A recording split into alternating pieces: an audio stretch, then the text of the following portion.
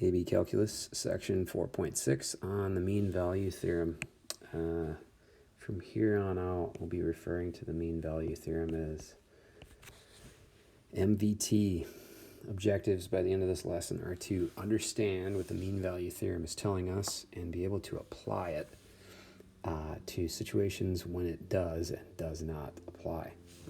So let's talk details on the mean value theorem. As you can see here, by definition, the mean value theorem says that if f is differentiable, and that tells us that the function is also continuous on the closed interval from a to b, then there exists a number c between a and b such that the following is true. F prime at this value c is equal to the slope of the secant line from a to b, or equivalently, f of b minus f of a equals f prime at c times b minus a. Now let's make some sense of what this actually means. Let's dig into it just a little bit. So let's talk about f prime at c. This is going to be the slope of a tangent line to f of x at x equals c. Okay, and what we want is we want for the slope of the tangent line at some value c between a and b to be equivalent to, let's go with purple, the slope of the secant line from a to b.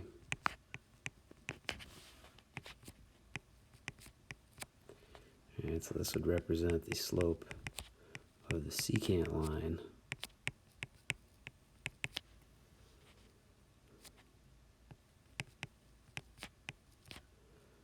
from x equals a to x equals b on the function f of x. Alright, so let's see what that looks like visually here on this sketch of f of x.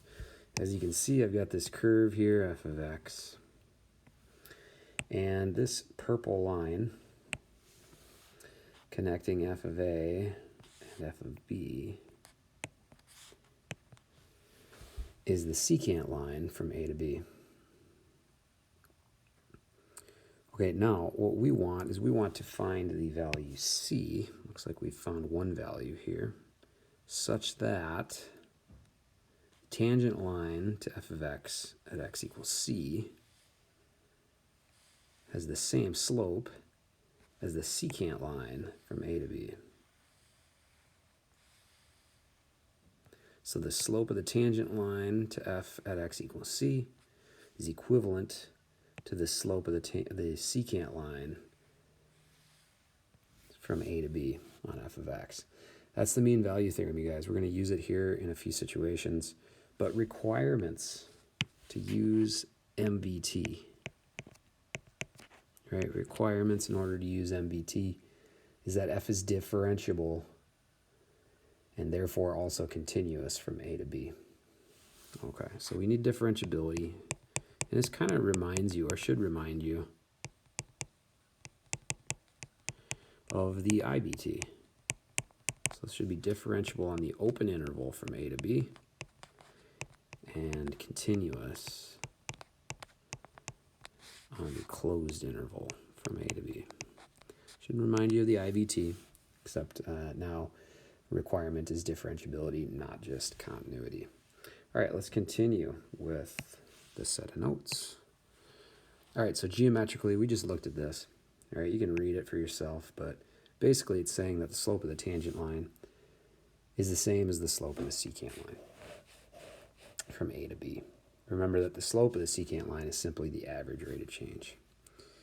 Okay, so we're going to note, and we just talked about this a moment ago, but if the function is not differentiable on that open interval, then the mean value theorem does not apply. The function must be continuous on the closed interval and differentiable on the open interval. So let's get into a couple of examples. Example 1. Find a value or values c such that f prime at c is equal to f of b minus f of a over b minus a. So the first couple of things that I want to identify are the requirements of the MVT, right? So I want to know, is f of x differentiable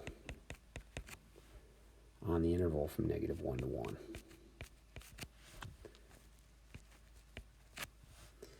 And because f of x is a polynomial, its derivative will also be a polynomial. Therefore, I can say yes,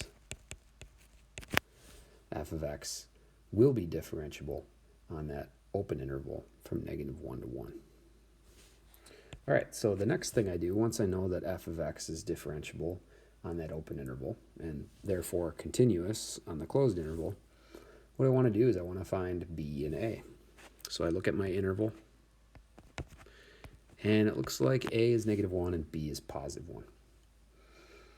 Okay, so after I've determined differentiability, continuity, and then my values for a and b, what I'm going to want to do is find the derivative of f of x in general terms. So I would use the chain rule here. So the derivative of x plus 1 to the third power would be 3 times the quantity x plus 1 to the second power times the derivative of x plus 1, which will be 1. Okay. I'd like to find f of b, so f of 1. If I plug a 1 in there, I get 1 plus 1 cubed, which is 2 cubed, which ends up being 8. F of -1 ends up being 0 cubed, which is 0. So I've got f of a, I've got f of b. Let's find f prime at c. F prime at c will simply be f prime at x with a c inserted for x. Okay, and at this point, I am prepared to identify a value c such that the slope of the tangent line at c is equal to the slope of the secant line from -1 to 1. So I'm going to take f prime at c, as I can see here, which would be 3 times c plus 1 quantity squared, and I'm going to set that equal to f of b minus f of a over b minus a. So let me do a quick calculation on the side. F of -1 minus f of 1 over b minus a. Oops, I got that flipped around, but it won't matter. So I'll go over a minus b, which is -1 minus 1, which would be equivalent, you guys, to f of b minus f of a over b minus a. So I accidentally switched those two. Value would still come out to be the same, which would be -8 over a -2, equivalent to a +4. Now my goal is to find the c value such that this equation is true. So I'm going to divide both sides by 3. That'll give me c plus 1 quantity squared is equal to 4/3. I will then take the square root of both sides, which leaves me with c plus 1 equals plus or minus 2 over root 3. And then I will subtract 1. So c equals -1 plus or minus 2 over the square root of 3. Now, in the context of this problem, only one of those values will suffice in the interval from -1 to 1. And that would be the value -1 plus 2 over the square root of 3. And you can see because -1 minus 2 over the square root of 3 clearly would be less than -1, and therefore would not be a solution within our interval from -1 to 1. Therefore, we can see that the value c, such that the slope of the tangent line is equal to the slope of the secant line from -1 to 1, is c equals -1 plus 2 over the square root of 3. All right, let's look at example 2. And looking at example 2, this is a unique situation that you're going to want to be aware of. where in the previous problem, what I did was I ensured, again, that the mean value theorem applied. So I would like to know, is f of x differentiable on this interval from -3 to 1? So what I'll do is in this case, because this is not a polynomial, I'll find the derivative, which would be x to the -2/3 over 3. Okay, now notice f prime of x, if I were to change the exponent to be a positive rational exponent, would be 1 over 3x to the 2/3. Now clearly, f prime at 0 does not exist. Therefore, as I look at my interval, it contains x equals 0. X equals 0 is contained there. Therefore, the mean value theorem does not apply.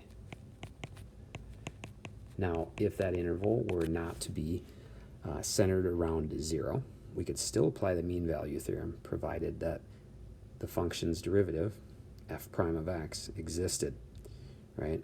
Or that f of x was differentiable. So as we look at example 3, notice that we have the exact same problem, except now the interval, the open interval, would be 0 to 1. Now, is f of x differentiable on that interval? The answer is yes. So we're going to apply the mean value theorem in example 3 here. Like I did in example 1, the first thing I'm going to do is I'm going to determine a and b, which in this case, a and b will be 0 and 1. Okay, and then I'm going to find f prime of x, f of 1, and f of 0.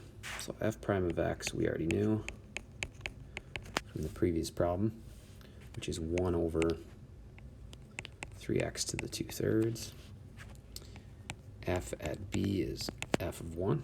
If I plug that in, the cube root of 1 is 1. F at a is 0 to the 1/3 power, which is 0. So f of 1 minus f of 0 over 1 minus 0 will be equivalent to the slope of our secant line from 0 to 1, which ends up coming out to be 1 over 1, which of course is 1. Now, generically speaking, again, I'm going to plug in a c to find f prime at c, which would equal 1 over 3c to the 2/3 power. All right, like I did in example 1, I'm just going to substitute in for f prime at c, 1 over 3 c to the 2/3 is equal to the slope of the secant line. I'm trying to find that value for which that's true. So therefore, the slope of the secant line is 1. And now I'm going to do a little work here to solve for the value for c such that this is true.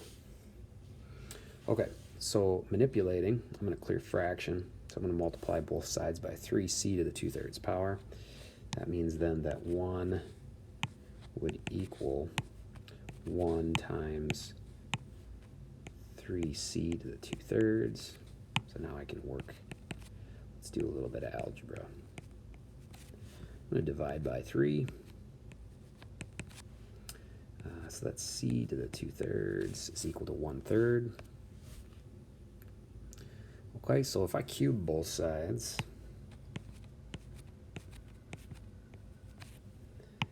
then I get 1 over 27 is equal to c squared.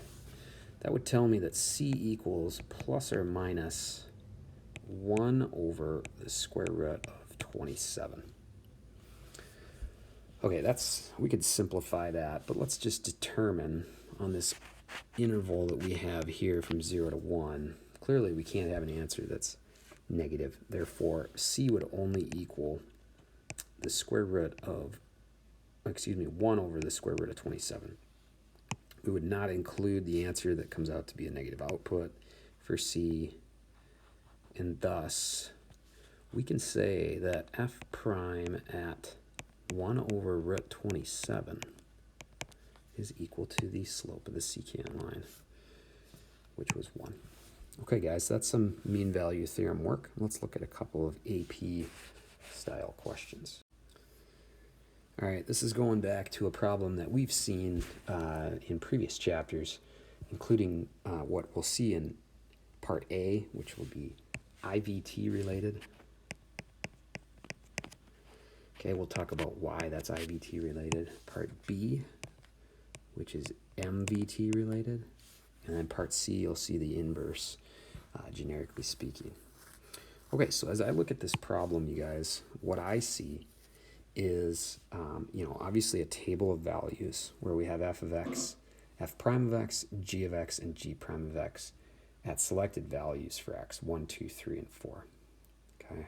The problem reads, the function f and g are differentiable. That means they are also continuous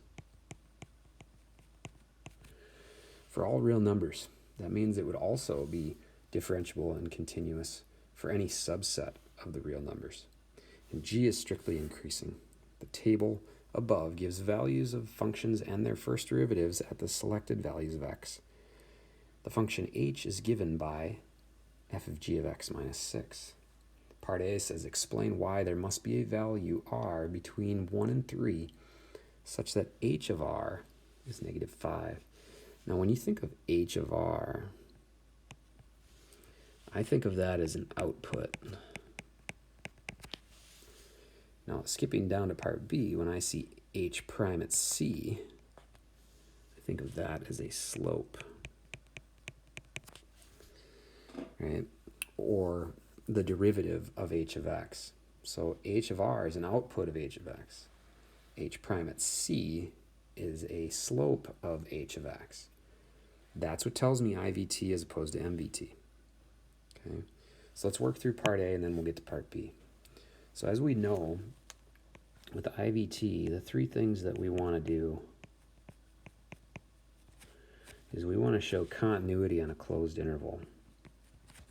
So I want to show continuity on this interval from 1 to 3.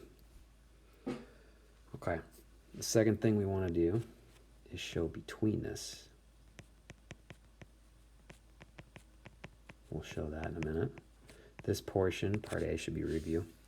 And then the third part is we want to make a statement. And you got to include IVT.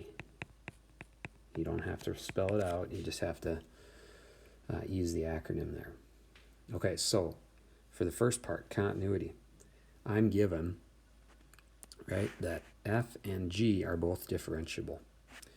Therefore, since f of x and g of x are differentiable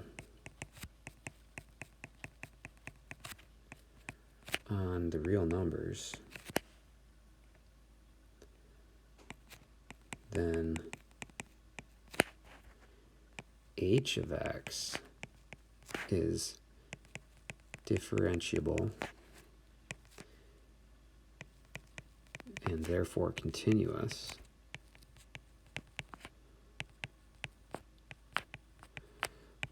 on the subset from 1 to 3,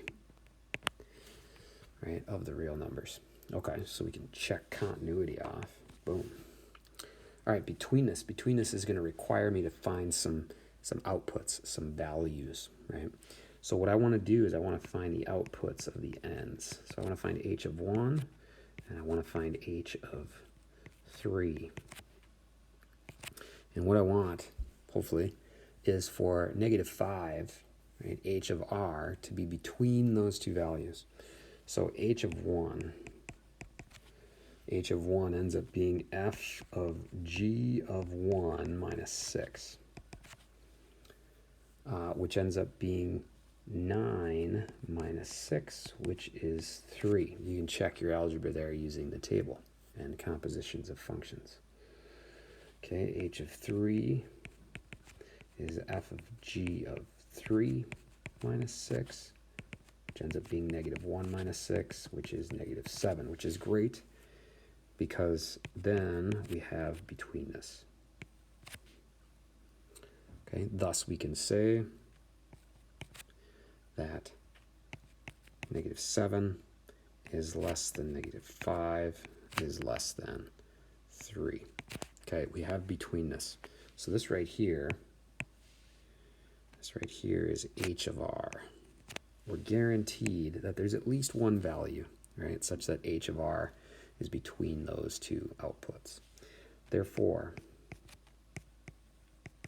by the intermediate value theorem, there exists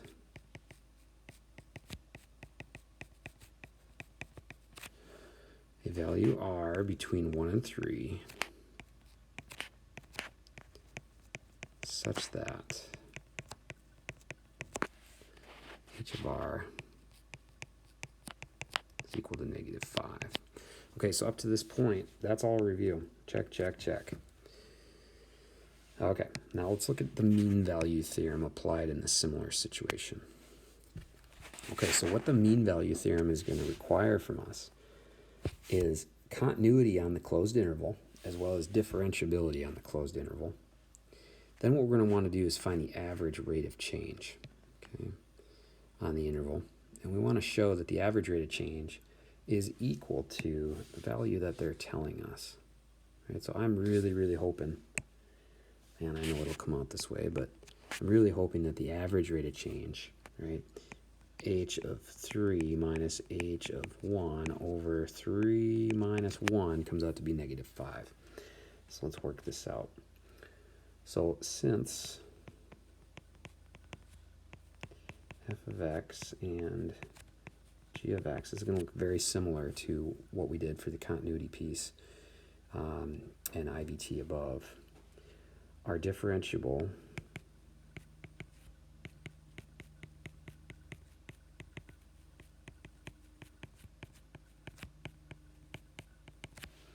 on the real numbers, the set of all real numbers, then h of x is continuous on the closed interval 1 to 3 and differentiable on the open interval from 1 to 3. Now it seems kind of simple, but you do need to state that. You need to show the connection.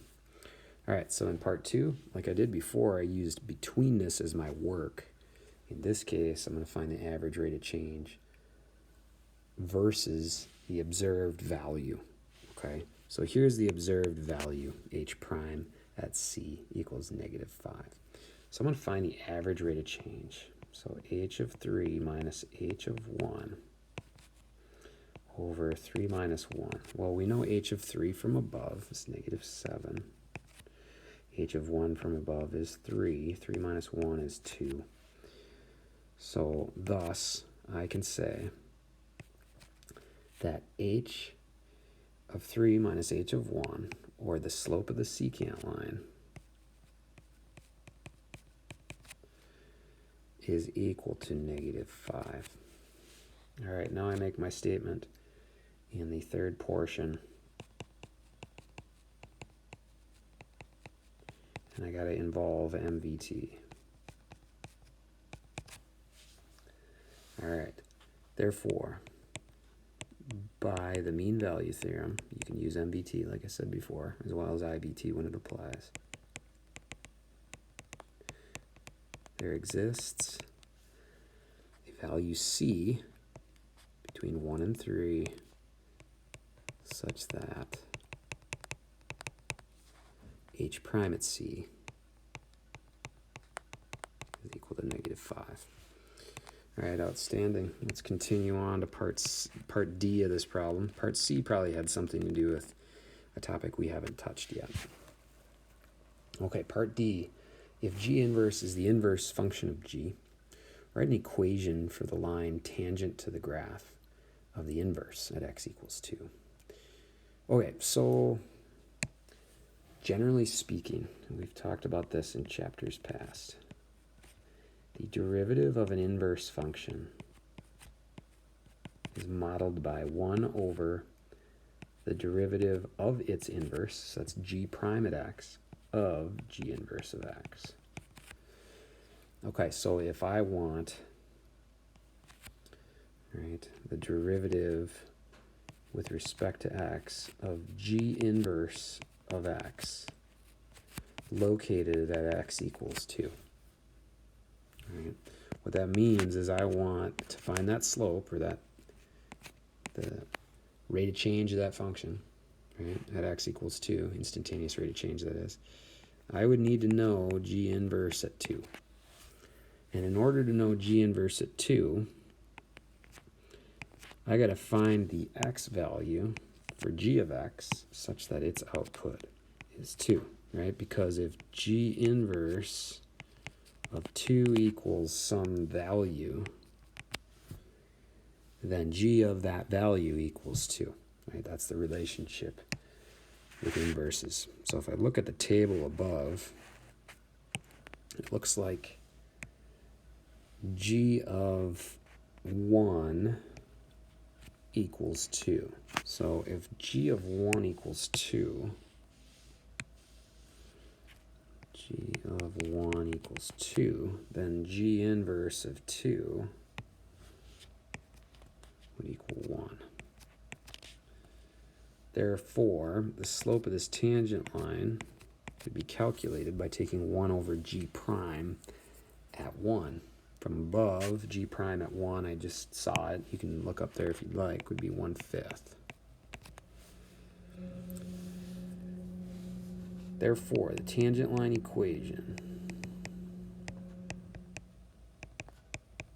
for g inverse could be written using a point, right? I know that g inverse of 2 is equal to 1. And I know that the derivative, or the slope of g inverse, right, d dx of g inverse of x located at x equals 2 is equal to 1/5. Oops, 1/5. Therefore, the tangent line equation, I'm going to use the variable y.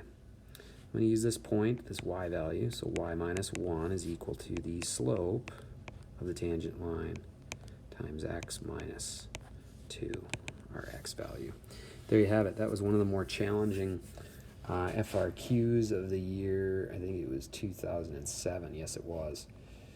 So yeah, let's look at a couple more questions, and then we'll be done for this lesson. Okay, example 5. Let's read the problem out loud. You can read it to yourself. If you want to, pause the video, see what you can do, and come back and listen. All right, you've listened to your self-talk, so let's come back and do this. The function f is continuous and differentiable on the closed interval from 0 to 4. That tells me right away mean value theorem applies. Okay, the table above gives selected values of f on this interval. Which of the following statements must be true? Must be, okay? So pay attention to the wording. Has to be true. The minimum value of f from 0 to 4 is 2. Well, anytime it gives you something like that, the minimum value on that interval is 2, you should be suspicious. Now, if I looked at this function, right, and I looked at this interval, all that I know is the specific outputs at each of these x values, 0, 1, 2, 3, 4. I don't know if the function dips below 2 between 0 and 1, right? So I don't know what's happening or the behavior between these two values. Therefore, that's out. No way that's possibly true. It could be, but it doesn't have to be true. Okay, likewise, part B, the maximum value is 4. For the same reasons, that's out. Okay, part C, f of x is greater than 0 for all values x greater than, or x between 0 and 4.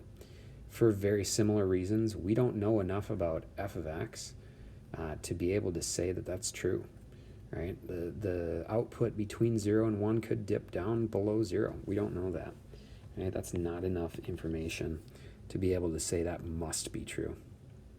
Okay, f prime of x is less than 0 for 2 to 4. Now, that also is too ambiguous to be able to say anything about it, that it must be true. It could be true, but it doesn't have to be true. Unless it told us that f prime is less than 0, I mean, that would give it away right away. But yeah, we don't have enough information to be able to say that that must be true. Now, clearly the answer is E. Let's talk about why. There exists a value C between 0 and 4 for which f prime at C is equal to 0. Since I know that the mean value theorem applies, I'm going to set f prime at C equal to the average rate of change, which would be f of 4 minus f of 0 over 4 minus 0. Okay, so let's do a little evaluation here. That means f prime at C has to equal f of 4. Well, f of 4 is 2 minus f of 0, which is also 2, over 4 minus 0, which is 4. That tells us then that f prime at C at some place, somewhere between 0 and 4, must be equal to 0. And thus, by the mean value theorem, E would be our answer.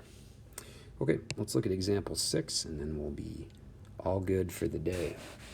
Okay, so example 6 is a calculator allowed question. Okay, so let's read it, and then we'll see how we'll use our calculator.